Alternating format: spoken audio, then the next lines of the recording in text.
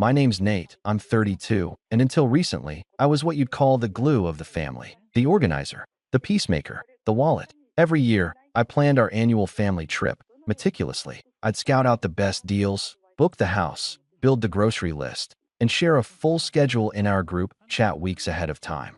It wasn't just about the trip, it was my way of holding everyone together, of keeping that flicker of connection alive even when the rest of the year was full of one-word replies and seen messages.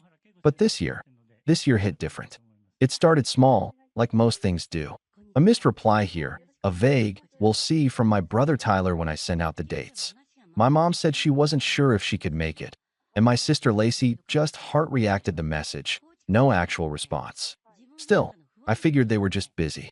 That once they saw the house I found, 3 bedrooms, oceanfront, fully stocked kitchen, deck with a view, they'd rally. I even went early that Friday morning, picked up groceries for everyone's dietary preferences, Tyler's keto phase, Lacey's gluten-free obsession, Mom's almond milk, and chilled the wine they liked. I sent a photo in the group chat when I arrived. We're all set. Can't wait to see everyone. No response. Not for an hour. Not for two. Then, as I was unpacking the last grocery bag, I got a ping. Tyler had posted on Facebook. A picture of a cozy-looking cabin tucked in the woods, everyone smiling in flannel. Mom, Dad, Lacey, even Lacey's boyfriend I barely knew. The caption read, "Family weekend. So lucky to spend it with the people who matter most." My phone slipped from my hand onto the kitchen counter. I just stood there. You know that feeling when you've walked into a room expecting laughter, expecting love, and instead you get silence? That kind of quiet that's so loud it makes your teeth ache? That was me in that moment. Surrounded by a stocked fridge, an itinerary I'd spent weeks refining, extra towels folded for guests who'd never arrive. No one had said a word. No change of plans. No, "Hey, we're doing something else this year." They just cut me out. And it wasn't the first time. Not really. There'd been signs. Like when they forgot to loop me in on Thanksgiving plans 2 years ago and claimed it was a last-minute thing. Or how they always managed to schedule family game nights on days I had work travel, then posted about how perfect the whole family was together. I told myself they were just unorganized, that they didn't mean to leave me out. But you can only pretend so long before the truth punches through the excuses. That night, I sat on the deck staring at the waves, phone dark, heart heavier than I expected. I wasn't sad exactly. I was numb and tired. Tired of being the one who always tried, always gave, always made it easy for them to treat me like an optional extra.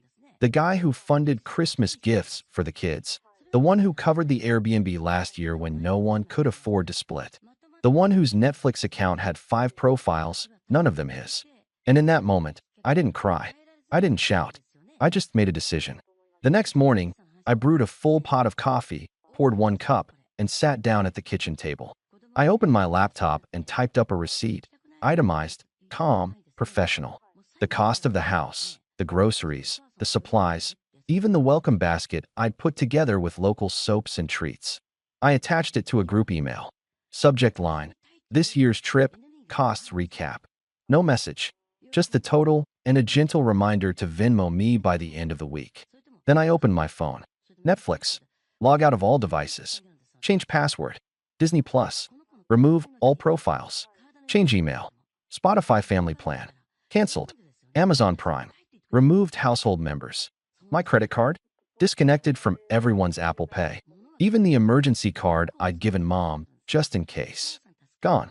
Then I logged into the Family Emergency Fund, a savings account I'd quietly been the main contributor to for the past 6 years. Birthday money, side hustle checks, bonuses. Tyler had dipped into it for his car repair last spring. Lacey used it for rent when her internship didn't pan out. I moved the entire balance, every cent, into a new high-yield account in my name. And I left a sticky note on the old shared accounts dashboard. Please contact the new account holder directly for access. Love, the guy who wasn't invited. The phone call started around noon. First, a text from Mom. "Hey, can we talk?" Then Lacey. "Why is the Disney Plus not working?" By evening, Tyler had tried calling twice. No voicemail, just hang-ups. I didn't answer. Not yet. Because for the first time in a long time, I wasn't in fixer mode. I wasn't trying to smooth it over, to keep the peace. to make it easy for them to walk all over me. I was letting the silence speak, letting the absence of my generosity ring louder than any words I could have said. And then something unexpected happened. A knock on the beach house door. That's when I got up, slowly, heartbeat rising, and checked the peephole. It was my mom. She stood there awkwardly, arms folded like she wasn't sure if she should knock again. Her expression wasn't quite guilt. Not yet.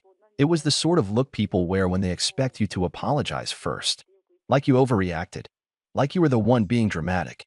I opened the door slowly, but didn't move to let her in. Just leaned against the frame and waited. She cleared her throat. "Hey, Nate." Her voice was soft, like she was trying out a tone she hadn't used in years. "Mind if I come in?" I didn't say anything. Just raised an eyebrow and sipped the coffee in my hand, now cold. She fidgeted. "We didn't think you'd be up here already. I mean, we figured, after last year, you might not even want to plan the trip again." Ah, so that was going to be the excuse. I finally spoke, voice calm. "I sent the schedule 3 weeks ago. You all heart reacted. No one said anything about a change." She looked down. "Well, Tyler found that cabin and everyone was excited. It just kind of happened. I thought he told you." I laughed. "Just once." Sharp. "So now we're pretending Tyler was the messenger?" She looked up, flushed. "Look, I'm not here to argue. People are upset. You changed all the accounts, and that emergency fund, Tyler said you took the whole thing. He's panicking. Lacey can't log into anything. And your dad was trying to order his meds, but the Amazon account." I held up a hand. "I didn't take anything. I moved my money. I shut down my subscriptions. And if the family emergency fund is such a lifeline, maybe someone else should have been contributing to it for once." She blinked. "That's not fair." "No," I said, louder now. "What's not fair is me spending thousands every year for people who treat me like the help. What's not fair is being left out of your so-called family weekend and finding out through a Facebook post. What's not fair is being expected to foot the bill and smile through it." She was quiet for a long moment. The waves behind her kept rolling in, calm and endless. I watched her chew her lip like she wanted to say something that would fix everything with one sentence, some magic apology that didn't exist. "Instead," she said, "Tyler didn't mean to exclude you." "Then he shouldn't have." More silence. Finally, she asked, "What do you want, Nate?" "Really?" And for the first time in a long while, I knew the answer. "I want to not be the afterthought. I want someone else to pick up the slack. I want you to notice when I'm not there, instead of conveniently forgetting. I want a family that doesn't just use me when it's convenient." Her face twisted, just a little. "We don't use you." "Really?" I said. "Who booked the Airbnb last year? Who paid for groceries when you said money was tight? Who covered the Christmas gifts when Lacey's card got declined? Who bought your anniversary dinner when Dad forgot the reservation?" She opened her mouth, then closed it again. I stepped back just enough to close the door gently between us. She didn't knock again. That night, I walked the beach alone under a heavy sky. My thoughts were a mess. Regret, relief, sadness, freedom. Part of me wanted them to show up tomorrow with apologies and promises. Part of me wanted them to leave me alone for good. But the strongest part of me, the part that had been silent for too long, was just done. Done being the backup plan. Done being the bank. Done being invisible. The next day, Tyler called. 3 times. Then Lacey. Then Mom again. I didn't answer. But then, an unknown number rang. I picked it up without thinking, expecting a telemarketer. It wasn't. It was someone I hadn't heard from in almost 2 years. And the second I heard his voice, I realized everything I thought I knew about this family trip was about to unravel even more than I expected. Because apparently, I wasn't the only one they'd left out. And he wasn't staying quiet either. "Hey, Nate. It's Caleb." I hadn't heard that name in a while. My cousin Caleb and I used to be close growing up. We were the only two in the family who understood what it was like to be sidelined, spoken over, and quietly expected to sacrifice our time, money, or plans for the good of the group. But a couple years back, he started pulling away. Didn't show up for Thanksgiving. Skipped my mom's birthday dinner. I figured life had just gotten in the way. But now, hearing his voice, my gut told me something else had been going on. "Caleb," I said cautiously, "it's been a minute." "Yeah, sorry to drop in like this," he said, his voice a mix of irritation and nervous energy. "But I saw that picture Tyler posted. The cabin. The so-called family weekend. I'm guessing you weren't invited either." I leaned against the counter, heart picking up. "Nope." I was sitting in a fully stocked beach house waiting for people who never planned to show up. He muttered something under his breath. Same here. Not the beach house part, but I offered to host this year. You know I've got the space. I brought it up months ago, and your mom said it was a nice idea, but she wasn't sure they'd do the trip at all. I froze. Wait, so you were told there might not be a trip? He let out a dry laugh. Yup. I thought maybe it was just the usual flakiness. Then I saw the post. Them all grinning like nothing was wrong. And I realized they're not just forgetful. They're excluding people on purpose. I felt something tighten in my chest. Caleb had always been a little more blunt than me, where I tried to give people the benefit of the doubt. He saw the cracks early. But hearing him say it out loud, that this wasn't an accident, that they'd not only cut me out, but him too? I thought maybe I did something wrong, I admitted. I've been trying to hold things together for so long that I didn't even see it coming. He was quiet for a beat. No, man, you didn't mess up. They just decided you weren't useful enough anymore. Or worse, that you'd stopped being easy to control. That hit harder than I expected. I thought about all the times I'd said yes when I wanted to say no.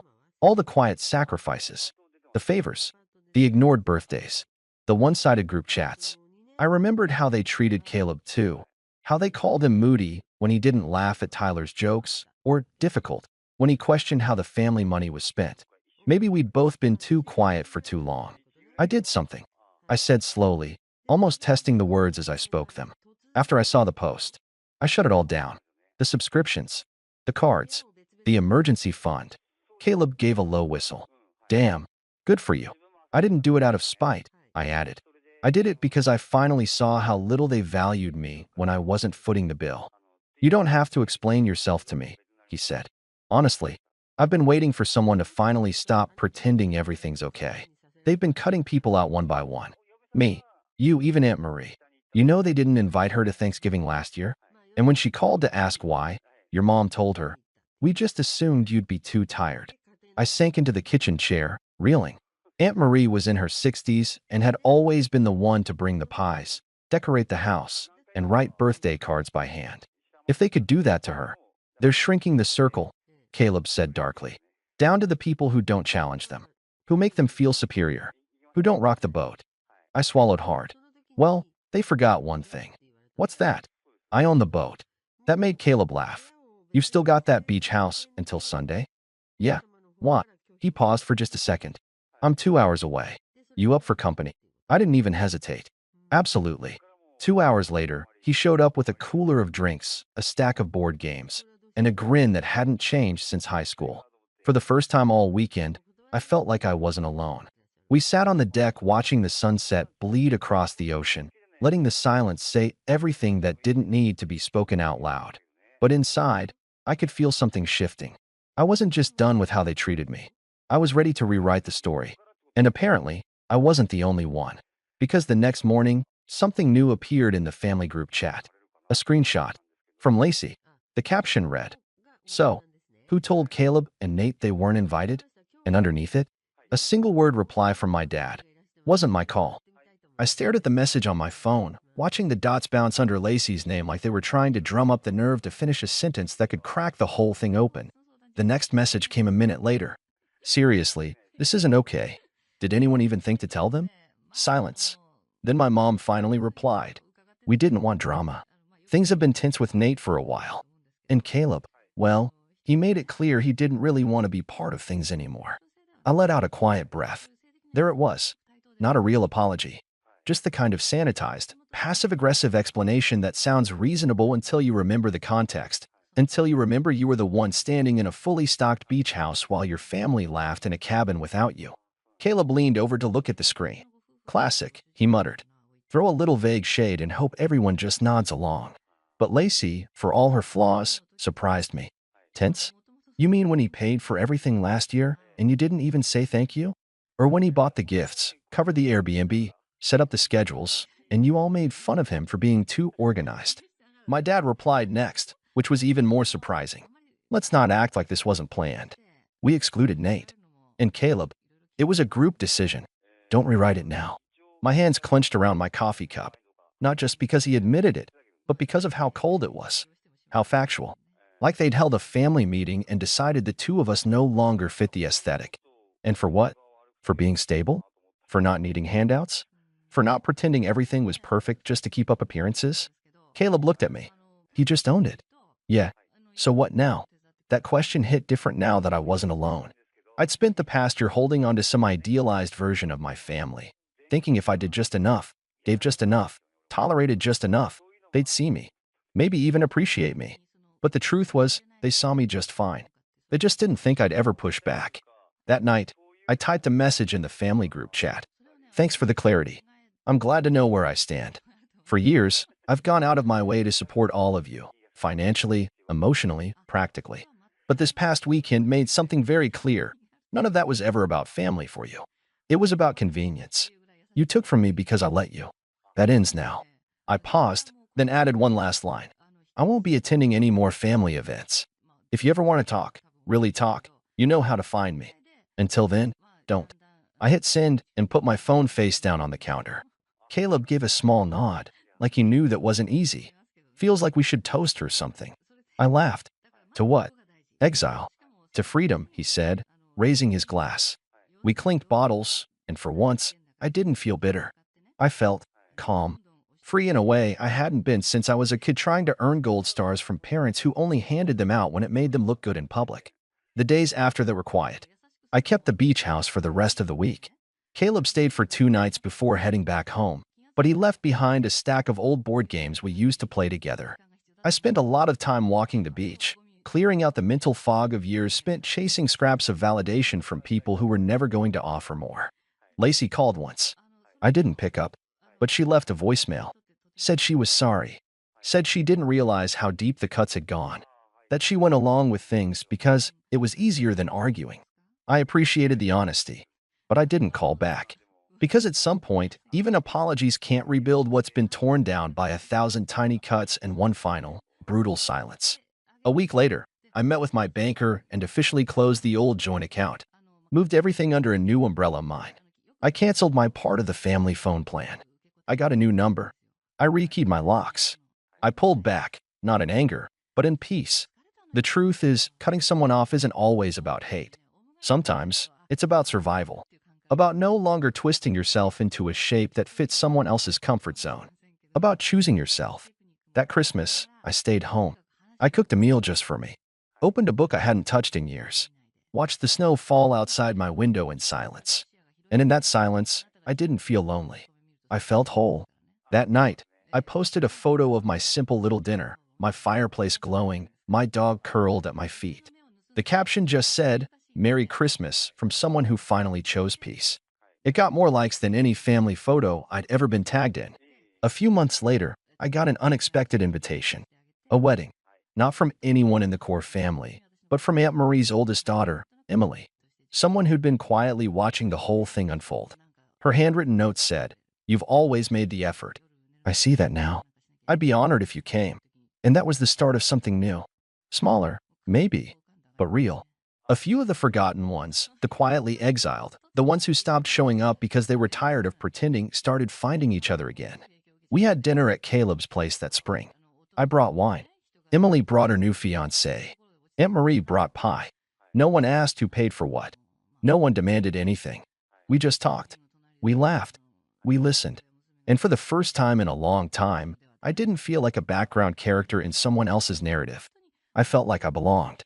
Not because I had bought my place at the table, but because I'd finally built a table of my own.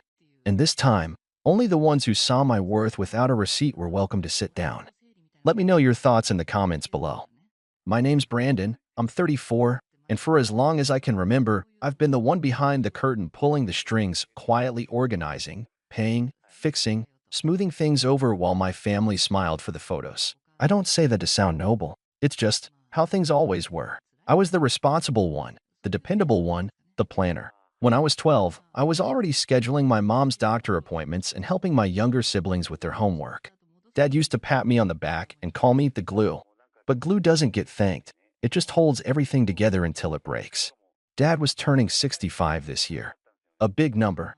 Retirement, Medicare, the whole shebang. I figured I'd pull out all the stops. He always said he wanted to visit the Caribbean, somewhere warm, sunny, with crystal clear water and endless buffets. I started planning the trip 6 months in advance. I researched cruise lines, cabins, shore excursions. I even coordinated with the ship's events manager to have a custom cake made with Happy 65th, Captain Kin, written in gold icing. The trip cost me $10,200 total. I didn't blink. This was for my dad. And not just for him, it was for the whole family. I booked cabins for my parents, my younger brother Kevin and his wife, my sister Jenna and her girlfriend Lisa, and myself. 7 of us total. I made sure everyone had a private balcony and a fully paid itinerary, snorkeling in St. Thomas, ziplining in San Juan, rum tasting in Barbados. Everything. I even made personalized luggage tags. 3 days before the trip, I was sitting at my desk, going over my packing list, when my phone buzzed. It was a group text from Jenna. "Hey Brandon, just FYI, we gave your cabin to Lisa instead. Dad said she makes him laugh more and he wants her closer during the cruise. Hope that's cool." I blinked at the screen, then reread it. I scrolled up to make sure I hadn't missed a joke. Maybe this was part of some surprise they had planned? Nope. Kevin had replied, "LOL classic dad." Lisa reacted with a heart emoji. No one addressed me. No one asked if I was okay giving up the room I paid for. No one even bothered to say thanks. My room, my trip, my card. And I was bumped like I was some random extra who'd wandered onto their vacation. I just sat there for a long time. Not angry. Not yet. Mostly stunned. You know that tight feeling behind your eyes, like pressure before a storm? That's what it felt like. A slow, bitter recognition that this wasn't new. It was just the most expensive version of a very old pattern. I was always the giver. And they took. Lisa was funnier. Lisa was more fun. Lisa was closer to the family. And I was the organizer, the wallet, the backup plan. I stared at the message for a long time before replying. Copy that. That's all I said. Not okay. Not cool. Just 2 words that could mean anything. They didn't follow up. That night, I poured myself a whiskey, opened my laptop, and logged into every single reservation portal I had access to. The cruise line, the private island excursion, the cake vendor, even the group airport shuttle I had arranged to get everyone to the port. Canceled. Every single one.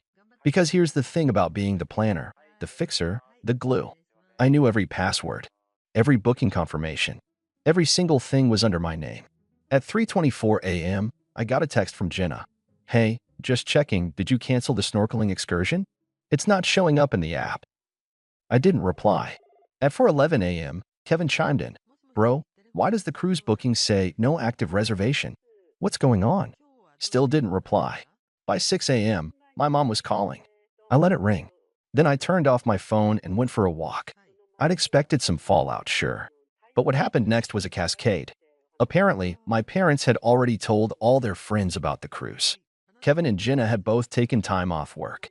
They'd arranged childcare, dog sitters, automatic timers for their lights. Lisa had apparently bought an entire new beach wardrobe for the trip, tagging it #CruiseQueen on Instagram. And now? Nothing. No trip. No cake. No beach. I'd even canceled their upgraded drink packages. But that wasn't the end. That wasn't even the satisfying part.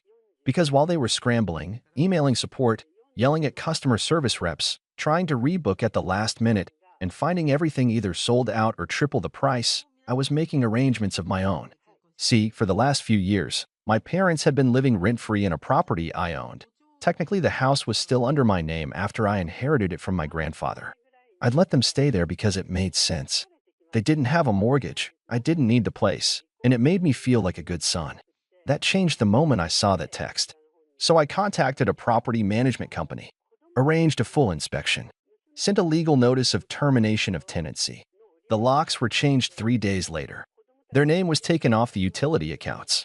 I shut down the shared Verizon family plan they were using under my name, of course. Their storage unit? Paid up to the end of the month, been scheduled for clearance. I didn't shout. I didn't write a dramatic email. I just moved my pieces, one by one. But the real kicker? They didn't even realize the cruise was gone until the day before they were supposed to leave. They showed up at the port with suitcases and smiles and matching t-shirts that read, "Dad's 65th, ship happens." But there was no check-in, no reservation, no cabin, no cake, no Brandon. And that was just the warm-up. By the time they realized what had happened, it was already too late. I know this because I started getting calls again. Not texts, calls. Voicemails, too. Desperate, confused, some furious, some just pleading. Brandon, honey, it looks like there's been some kind of mistake. Mom's voice crackled through the first message. The cruise line says we're not on the list? Could you call them for us? You booked everything, right? Another one from Kevin. Okay. Dude, not funny. Like, we get it, you're mad. Lisa didn't mean anything by what she said. Just call me. Let's fix this. Jenna didn't leave a voicemail. She just called 7 times in a row. Lisa? She finally messaged me for the first time in weeks. A DM, actually. I know we got off on the wrong foot, Brandon, but this is a really big deal for your dad. Don't ruin his birthday over a miscommunication. A miscommunication. I watched her message sit unread for an hour before I finally clicked seen. Didn't reply, because at that point, it wasn't about the cruise. It was about every family photo I took for them and was told to stand behind the camera. Every, thanks for organizing, I never got. Every holiday I spent doing dishes while the fun ones watched football. Every, Brandon will take care of it, tossed like I was some live-in assistant instead of their son, their brother. I'd spent years giving them the benefit of the doubt, telling myself they didn't mean it, that they were just caught up in the moment, that they loved me, just didn't show it the same way. But when they took my room, my literal bed on the trip I paid for, and gave it to Lisa with a casual, she makes dad laugh more, that was the moment I knew. They didn't forget me. They just didn't think I mattered. And now, they were on the outside. Literally. Because 3 days after the cruise debacle, they got back to the house I used to let them live in, and couldn't get in. I watched from my car, parked across the street, tinted windows up, sunglasses on.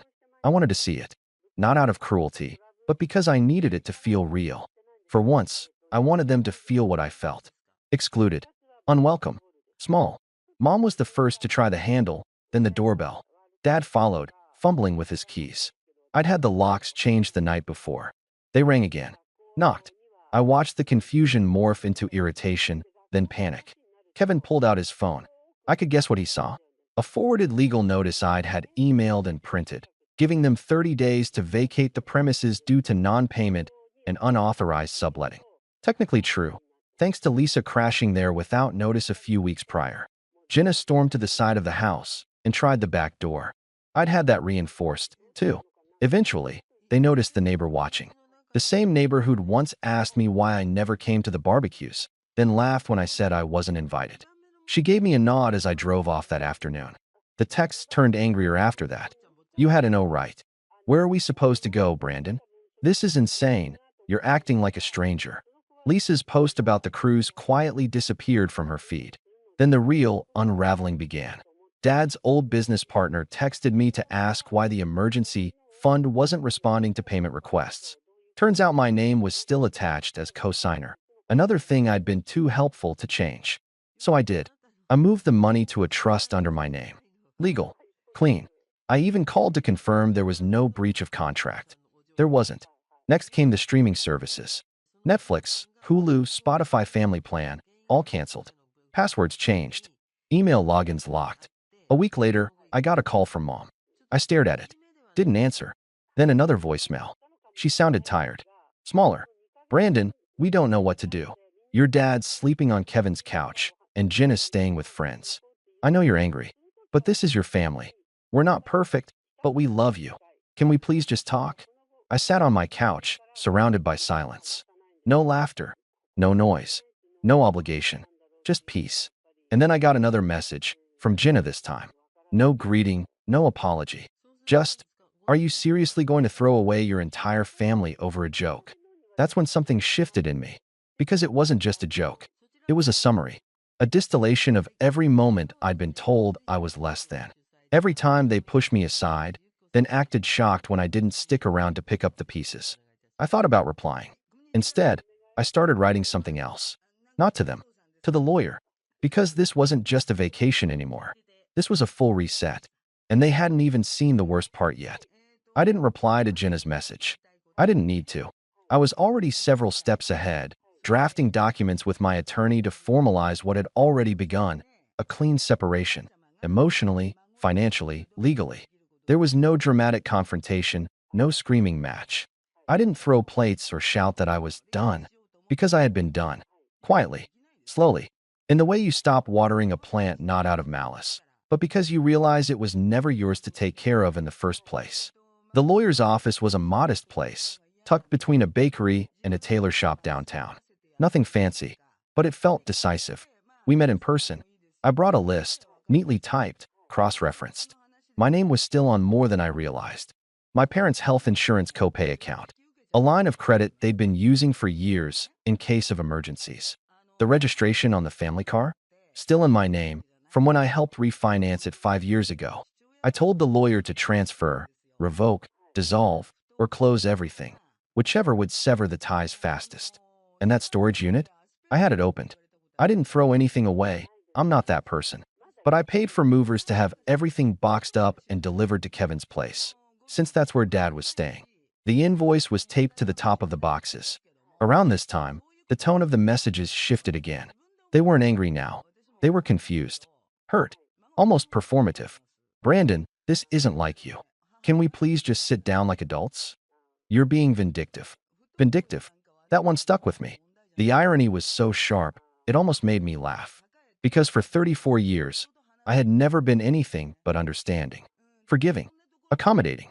I missed college graduation because Kevin totaled his car and needed a ride from the police station. I loaned Jenna money for rent, twice, without ever asking for it back. I sent Mom and Dad on a trip to Vermont last fall after Dad's surgery, just to lift their spirits. I didn't do it for praise. I did it because I believed that's what family was supposed to be. But they didn't. Not really. To them, my generosity wasn't love, it was inventory. A resource. Something to be allocated, used, taken for granted. That became painfully clear the day I found out about the voicemail. It came from someone I hadn't spoken to in years, Uncle Dennis, my dad's younger brother. He and Dad had a falling out over something petty. Dad said Dennis borrowed money and never paid it back. Dennis said Dad lied about a loan that never happened. Who knows what the truth is? But when Dennis called me out of the blue, I almost didn't answer. His voice was lower than I remembered. Slower. Like every word had to be pulled up from somewhere deep. Brandon, I don't want to get in the middle of anything, but I think you should know. Your mom left a message on your aunt's phone the other day. Didn't realize it was still recording. She was venting about you. Said this whole thing is just another example of how you always act like you're better than everyone. Said you never understood what it means to sacrifice, and that you're punishing them because you can't stand seeing anyone else happy. He paused. I thought you should hear it from me. I didn't say much. Just thanked him. Told him I appreciated the call. But after I hung up, I just sat in silence. It wasn't even the words that hurt. It was the confirmation. The realization that even now, even after everything, they didn't see what they'd done wrong. They were still casting themselves as the victims in a story I never wanted to write. The next day, I updated my will. Removed all family members as beneficiaries. Created a new trust. One that would go to scholarships for first-gen college students. Quietly, no plaques or buildings with my name on them. Just something useful. Something real. That same week, I changed my number. New carrier. New account. New phone. The only people who got the number were my assistant, my lawyer, and my best friend Sam. Sam was the one who came over that night with 2 six-packs and a bag of tacos. He didn't say much. Just handed me a beer and asked if I wanted to watch anything that wasn't about family. We watched an old action movie with terrible dialogue and predictable explosions. It was perfect. That was when I got the knock on my door. I wasn't expecting anyone. No deliveries, no appointments. Sam muted the TV, and I went to check the peephole. It was Jenna, hair tied back, dark circles under her eyes, clutching her phone in one hand and what looked like a folder in the other. She didn't look angry. She looked worn down. I didn't open the door. She knocked again, softer this time. Brandon, I just want to talk. I watched her from behind the door, not moving, not speaking. Then she said it. It's about Dad. Something happened. Another soft knock. Then, quieter, he fell off a ladder. In Kevin's backyard. He's okay. Sprained wrist. Bruised ribs. But he's scared. He's asking for you. I didn't say anything. Not through the door, not in my head. My silence wasn't cold. It was clarity. I wasn't the panicked, eager to please son anymore. I didn't feel guilt surging up or some compulsion to rush to his side and fix everything. I just felt curious. Curious what angle this was. Curious if they still thought this was a game of leverage. I know we messed up, Jenna said after a long pause. I know you don't trust us. Maybe you never should have. But he's asking for you, Brandon. Not Kevin. Not even Lisa. You. I finally opened the door. Not because she said the right thing, but because I was ready to look her in the eye. And when I did, I saw it. Not manipulation. Not a carefully rehearsed script. Just exhaustion. And maybe a sliver of understanding. She looked like she hadn't slept in days. Her voice, when she spoke again, was raw. He said he wanted to apologize. I nodded. So let him. She looked confused. To you, Brandon? Not in a group text. Not through me. To you. I stepped outside and closed the door behind me. Didn't invite her in. We stood on the porch for a minute before she handed me the folder. I flipped it open. Inside was a handwritten letter in Dad's blocky, uneven handwriting. It wasn't long. Brandon, I'm not good at saying the right things. Never have been. I know I've leaned on you too much. Expected too much. And I know I never really thanked you the way I should have. You always picked up the slack, and I made it worse by acting like it didn't matter. I let people talk down to you. Sometimes I joined in. That's on me. I'm sorry. You didn't deserve any of it. I hope you're happy now. You deserve to be. Dad. I stood there, rereading it, waiting to feel something. Anger. Vindication. Sadness. But all I felt was the truth of it. It wasn't a perfect apology, but it was real. Jenna looked at me. He didn't want to call. Said he figured if he called, you'd hang up. If he texted, you'd block him. She wasn't wrong. I'm not here to guilt you, she added. Just wanted you to know. He's trying. I nodded, closed the folder, and handed it back. Tell him I got the letter. Do you want to? No, she nodded again, slowly, and for the first time in years, she didn't argue. She just said, okay, and walked back to her car. I watched her drive off. The next day, I sent a small box to Kevin's house. Inside was a backup copy of the letter, laminated, and a post-it note. Thanks for the letter. I accept the apology, but we're done. Take care. I didn't need more than that. I wasn't coming back. I didn't need a dramatic confrontation or a teary reunion or some performative forgiveness arc. I wasn't interested in slowly letting them back into my life one text at a time. That chapter was closed. Instead, I spent the next few months building something better. I officially launched the scholarship fund I'd created, naming it after my grandfather, the one who left me the house that caused so much drama. I put the first 3 students through community college debt-free. Met with them, talked with them, gave them the kind of support I wished I'd had at their age. Sam and I took a trip to Portugal, something I'd always wanted to do but kept putting off for later. I stood on the cliffs above the ocean and felt, for the first time in decades, like I wasn't holding my breath anymore.